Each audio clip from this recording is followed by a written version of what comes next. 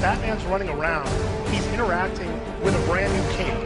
And that cape actually has physics in it. And the cape is super important to Batman. It makes him look much more realistic and modeled. The next thing you'll notice when Batman runs around, this is with physics off. The environment looks cool and it's got that nice Batman look to it, but it's a little bit flat. Now with physics on, what you're going to see is all of this kind of atmospheric fog.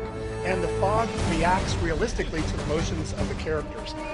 Here's with it, fog off, fog on, and when Batman moves around, that fog kind of like wiggles around him. So it gives you a very, kind of almost a dark and dank feeling. It's that dark Batman feeling. Now here's another example.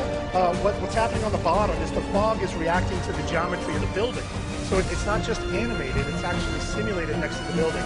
Now here we're showing you those soft shadows. So as if you look at it closely, the shadows when they're close to the bars are very sharp, and when they're further away, they kind of get that muddy, soft look. Here's what it's without, and this is with it on. So you can get that sense of much more atmospheric, much more realistic, a lot more, Gotham City, right? Now, this game takes place in a critical time. It's the winter time. It's actually Christmas. And what you can see is the snow and the weather effects are key. So in this scene, we're showing you particle effects that are the snow. And you can see how that little white stuff almost kind of makes it look blistery. That all reacts to Batman's motion. So again, it's that particle simulation that gives it that extra sense of reality. In this scene, we're showing you tessellation. So as Batman walks around, he's deforming the snow.